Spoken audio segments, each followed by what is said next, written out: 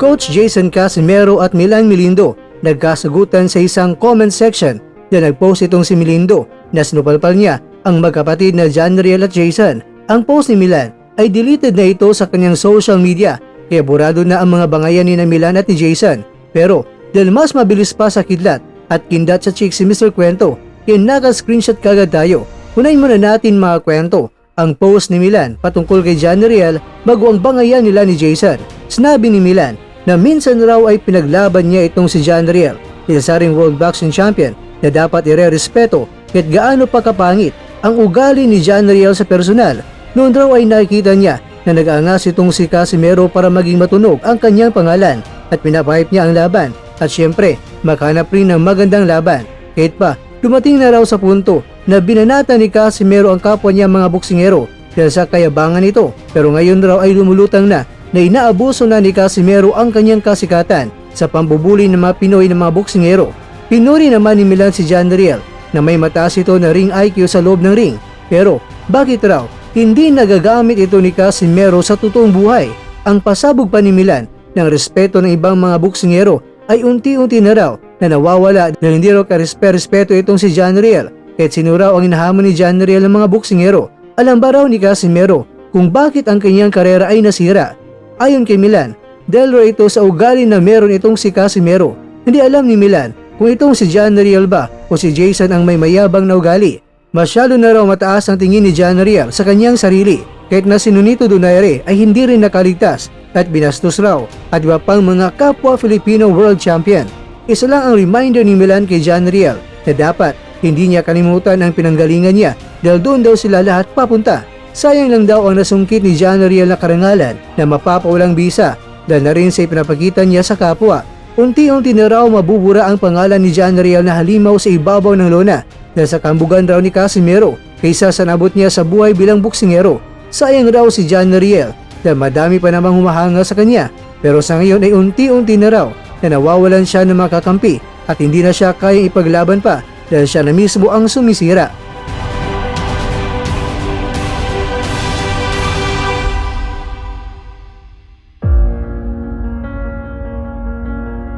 Mga kakwento, ito naman ang banat ni Jason Casimero sa banat ni Milan Milindo at sinabi niya na gusto mo lang ata sumikat pero yung diskarte mo, noon mo sana ginawa yan, ngayon hindi na kasi tatalab yan, wala kaming ginawa sa'yo. At pwede naman na mag-PM si Milan o mag-private message kay Casimero. Sa tingin ba raw ni Milan, ang followers niya kaya ay dadami dyan? Hindi raw porket magaling magsalita itong si Milan ay nasa tama na, tapos sa ginawa na payag ni Milan ay nakapin pa sa comment section ang YouTube channel ni Milan. Kalukuhan raw ito, kaya sinabi ni Coach Jason na pakitaan mo muna kami para suportahan ka namin.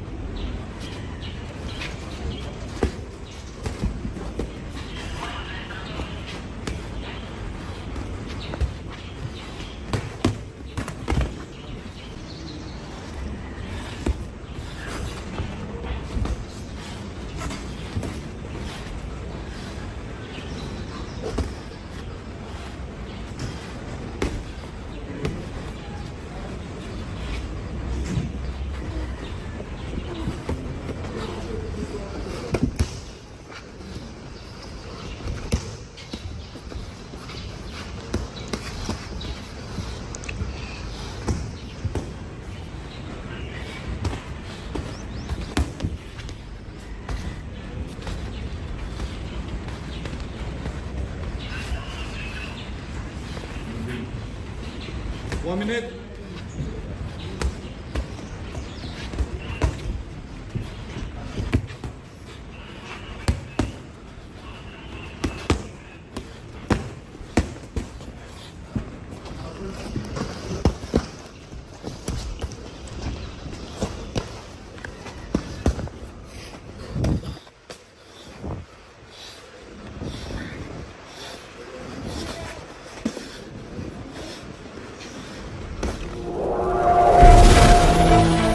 At dyan, nagtatapos ang ating kwento.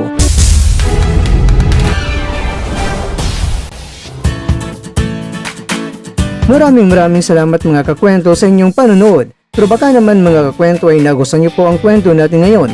Baka pwede niyo po akong mabigyan dyan ng like, subscribe at pa-click na rin sa bell button.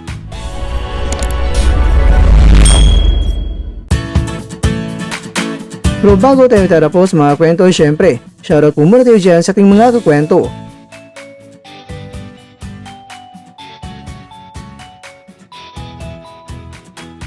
At ikaw kwentong nanonood ngayon, shoutout sa'yo dyan. Bueno, hanggang dito na po muna ang ating kwentuhan.